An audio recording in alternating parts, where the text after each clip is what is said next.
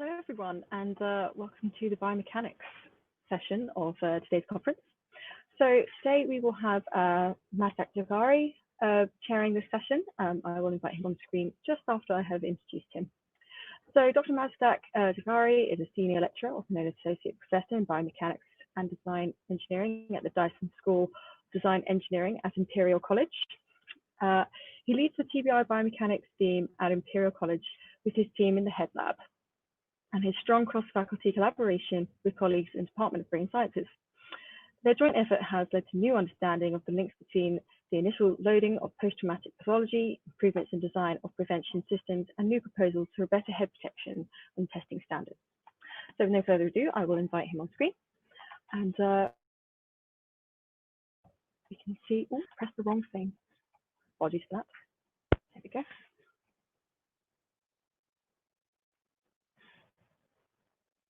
There we go, and we just have Mazdak coming on screen in just a moment. Hi, Hazel. Hi, everyone. Can you hear me well, Hazel? Hear you perfectly, yes. Okay, excellent. Thanks. So should I take it on from here? I would, yes. Okay, nice.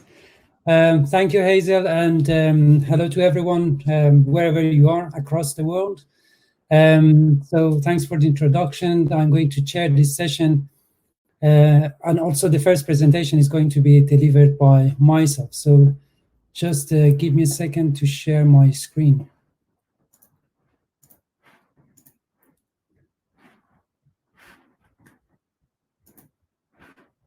All right. I hope you can see the screen well. Yes, we can see and hear everything perfectly. Excellent, thank you. So my talk today is on predicting traumatic brain injury pathologies using computational biomechanics. So a bit about the work that we do at Imperial. So we have quite a good legacy of the TBI work in medicine led by Dave Sharp in C3NL lab and brain sciences division. We have also recently developed the capacity within engineering on biomechanics of TBI and formed the head lab, which is an interdisciplinary lab at Imperial for understanding injury through modeling and preventing it through design. So what I'm going to present today is some of the work that our researchers are doing within the head lab and with strong collaboration with C3NL. So traumatic brain injury is a mechanical insult in nature. So that's why engineers and their knowledge and skills are useful in understanding this sort of injury. So it can be caused by collisions in sports, for instance, in road traffic accidents, in military context, for instance, due to exposure to blast wave, falls of older people, for instance, that has become one of the prevalent causes of TBI, as well as assaults that send and give large initial forces to the head and then transmit that to the brain. So these mechanical forces can cause several different pathologies. Perhaps the one that has been studied most is contusion. These are lesions on the surface of the brain, then bleeding in different regions between the meninges, in intraparenchymal bleeding, etc. Then some of the new, I would say, maybe in the last few decades, we have been able to identify and determine some of these injuries like axonal injury with some advanced imaging methods. And these are known more like as a subtle changes in the brain. And then down the line, we have the neurodegeneration, like the image I have shown here is the tauopathy in chronic traumatic encephalopathy. So one of the key questions in TBI is what is the relationship between mechanical forces and post-traumatic pathology? So one of the ways that we can go about addressing this question is by using computational modeling. So computational modeling nowadays enables us to have a prediction of the distribution of forces in the brain in the few milliseconds of the initial loading. We have seen some of the fantastic works in this area so far. I have also listed here some of the key publications in this area where these researchers have developed some fantastic finite element models, have used it for different purposes, and mainly in order to find the maximum forces in the brain or maximum deformations, which from now on I call it the strain. So it's a measure of local deformation in the brain. So I've shown an example here. This is the GHBMC finite elements model, which is being used widely in industry and academia. So you would notice that here, this model has a smooth brain surface. So one question we had was that whether including more detail of the anatomy in the brain would allow us to predict some of the distributions of pathology that you would see in some of the diseases. So actually this led to the first study that we've done. And this was in close collaboration with Dave Sharp's group. And actually this was the start of my collaboration with him. So he provided the data for a healthy patient and the CT scans that we use to segment different tissues, as well as the diffusion data in order to define the direction of axons, to look at the strains along the axons, as well as maximum strains in any location in the brain. Then every tissue was segmented by using these little cubes that you can see here. So these are called finite elements, and then we assemble all of these. We assign relevant constitutive models of biomechanical properties and models in order to predict force deformation in these elements. And then we have a finite element model. Now we can subject this to acceleration, deceleration, blast loads, etc. So the first case study that we did was looking at chronic traumatic encephalopathy. I'm sure you're familiar with this. This has been reported across different collision sports and probably mainly in American football due to the interest in the sport. And it is quite an interesting type of injury because it has a distinct pathology that is different to other diseases. And it is called a type of dementia disease, but early dementia. So the distribution of pathology is very much patchy. There is abnormal proteins that are more accumulated in the location, in the depths of sulci, and mainly in a perivascular location. So that was really interesting, and we thought maybe by including the sulci in the model, we might be able to provide more insight on the mechanical forces relevant to this pathology distribution. So we looked in literature, we found the data from the reconstruction of an American football impact, and we used the accelerations from the reconstruction of that to run the finite elements model. So what I'm showing here is the maximum strains across the brain during the 40 milliseconds of that collision. And as you can see, the maximum strains are also have a patchy distribution similar to the CTE pathology, and the location of the maximal strains are in the depths of sulci, which again correlates well with the distribution of CT pathology. We had a fall case in the hospital, which we reconstructed, and we were interested to see whether we can see similar patterns in the fall case. Here is the simulation of that case, and again, it shows that we have quite similar patterns of distribution of large strains during the loading. In collaboration with Transport Research Laboratory, we had access to a motorcycle accident, and we used that data as well to look at the forces in the brain during the motorcycle collision. And again, you can see that strains have similar patterns. Although the causes of all these injuries are different, the distribution of a strain is quite similar with the maximum values in the depths of sulci. So we moved on. We had data from TBI patients, 97 TBI patients in the hospital. So Pete Hillier, actually, he used a novel technique to look at the axonal white matter abnormality at the interface between gray and white matter. So what we can see here is the projection of the data on an inflated brain. Dark gray shows sulci regions and light gray is gyra. And as you can see, more abnormalities, so when we go towards more negative numbers, are located in locations where we see maximal strains from our simulations as well as the pathology. So this was interesting observation as well. So this provided converging evidence for our modeling predictions of the CT pathology. However, we had only 3 cases in this study. So through collaboration with our colleagues in Ottawa University, Blaine Hoshizaki's group, we managed to access a large number of American football impact data. And this work was mainly led by Gus. We had done the hard work of profiling these athletes into 5 different profiles based on their player position. And then the question that we're asking is that whether player position has an effect on a strain in the sulci.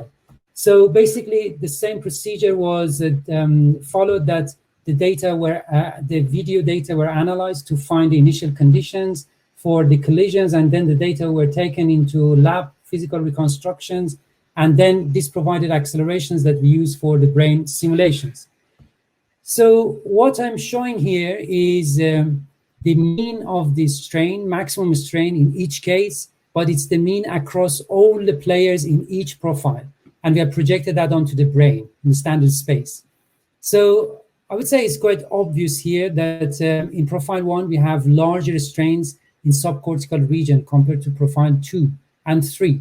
But interestingly, in all 3 profiles, we can see that strains are larger in sulci regions than gyral regions. So if you want to look at the data quantitatively, here we are showing the strain in sulci and gyri for each different profile. So what we can see from these graphs is that the strains are larger in sulci in profile 1. And interestingly, in these athletes, a larger number of concussions have been reported based on previous literature. Strains in sulci are smallest. In profile 3, these players in this profile are subjected to lower impact magnitudes, but more number of impacts, so frequency of impacts are higher. And there has been some preliminary work that is suggesting there is a likelihood of them being at higher risk of neurodegeneration. And overall, these 3 profiles are confirming that the strains are larger in sulci than gyri. So obviously, this study would show that perhaps we need more investigation into the effect of the player position on the development of concussive symptoms as well as neurodegeneration down the line. So I'm going to change the subject from sporting collisions into blast. Adriana presented some nice work in the morning. So she showed that some histopathological analysis has shown there are changes at the interface between CSF and brain.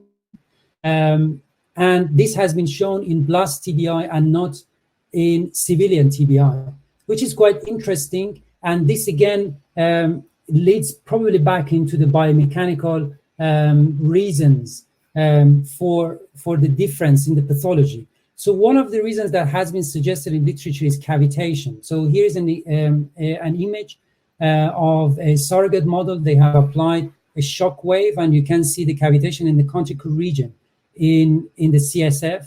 These are cavitation bubbles. There has also been computational studies. This is a work from Matt Panzer. He just presented some nice work before this session. This work also shows that the strains are larger in the cortical region under blast loading, although we should note that the strains are quite small here. So we use that 3-dimensional human head model and put it in a blast environment. This is the work that is led by Chen. So here is a simulation of the blast wave interaction with the head. So I'm going to stop it here. So he did quite extensive study on understanding what is the most reliable way of simulating this blast wave generation interaction with the head, as well as reducing the computational time.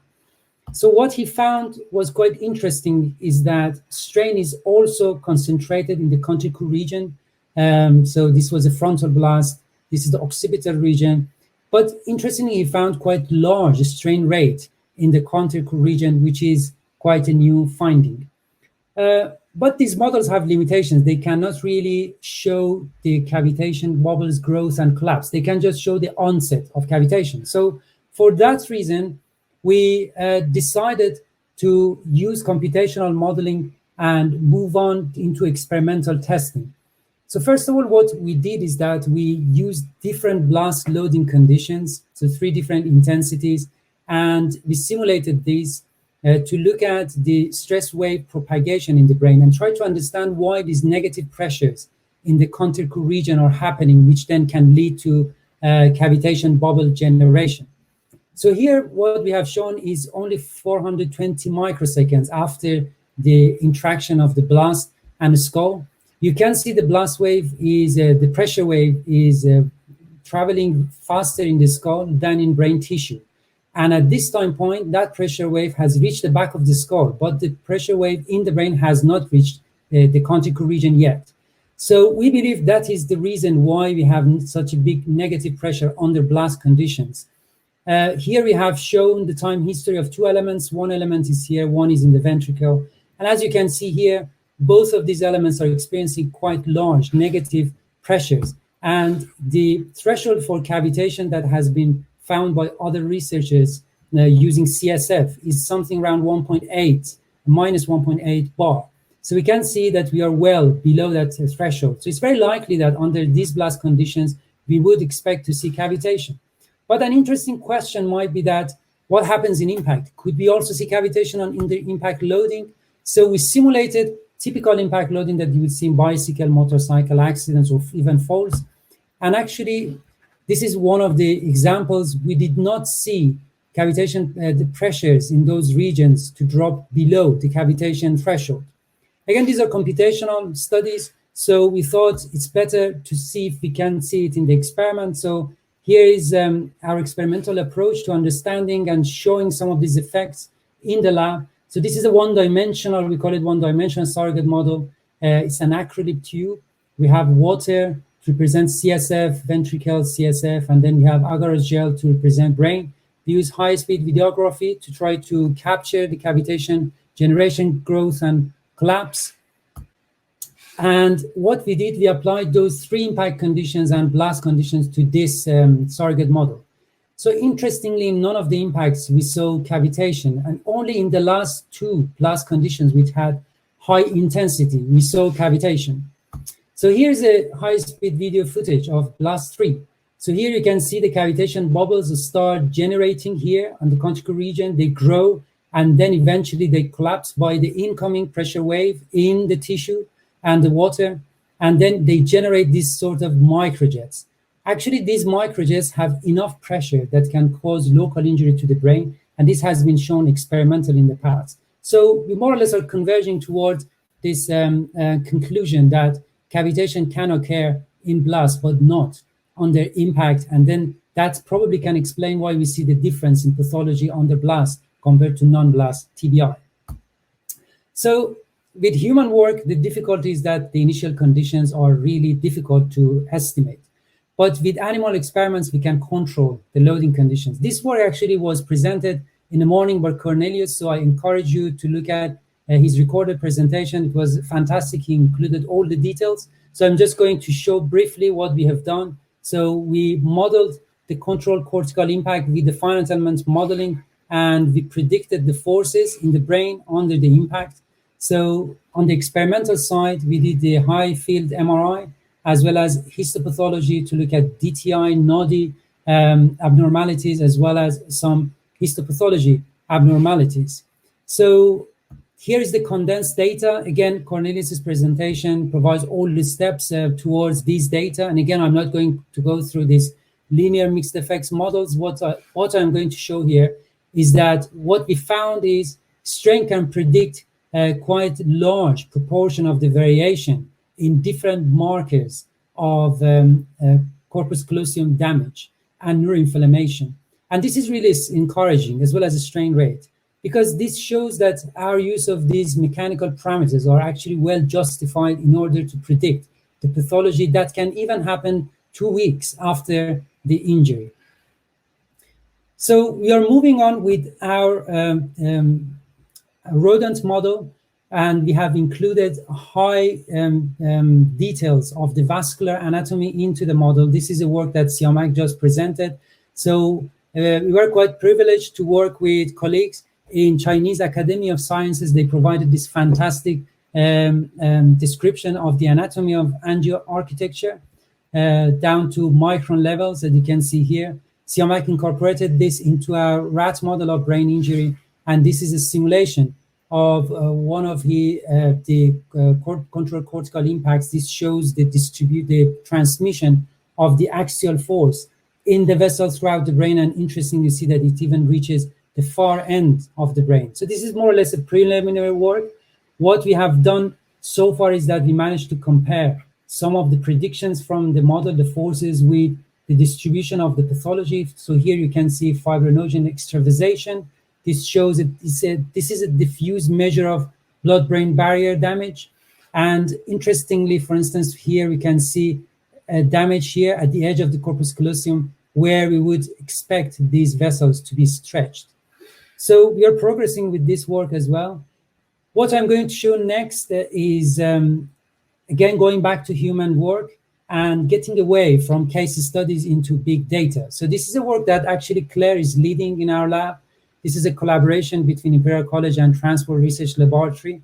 And Claire has access to a fantastic in-depth road collisions database that now she's analyzing. And this database, the unique aspect is that it has description of brain injury from medical reports, from post-mortem reports, and that makes it really useful for the research, which Claire will explain.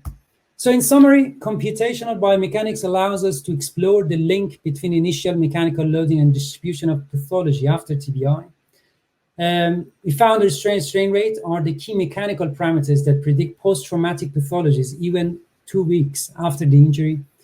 And also anatomical details of different tissues are likely to play a key role in determining the distribution of mechanical forces as well as patterns of pathology. So in my opinion, future directions include translation of this work. And for that, we need accurate description of head kinematics and pathology in human. We had some fantastic talk about this in the morning, as well as using 3D histopathology techniques so that we can compare our computational predictions in animal models back to back with the empirical evidence of the injury. So with that, I would like to acknowledge all my colleagues in Brain Sciences Division, in the Head Lab, and the funding bodies. So I'm happy to answer any questions. Thank you very much. All right, thank you, Mazdak.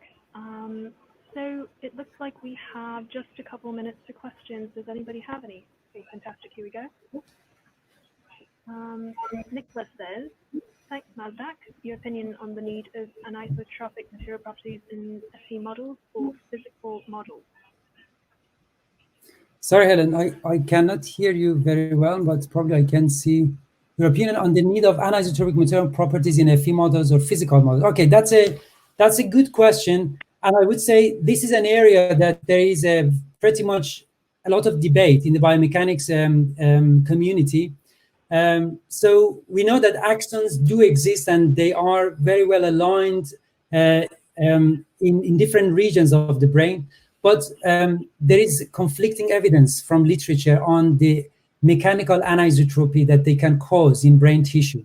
So I really would like to see more and more research that can elucidate these effects. So at least I know that there are some recent research that shows that perhaps the effect of anisotropy is not that strong to be included, but still we know that the underlying architecture is important. We know that axons are going in certain directions. So perhaps looking at brains along the axons can help us in understanding some of the pathologies.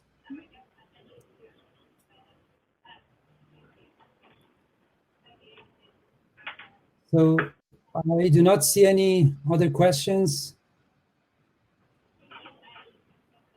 Okay, so if anybody has any other questions for Mazdak, please feel free to leave them in the Ask Questions. Mazdak, you can feel free to leave a comment to answer those questions. Otherwise, I'm just going to invite the next speaker, Claire Baker, on.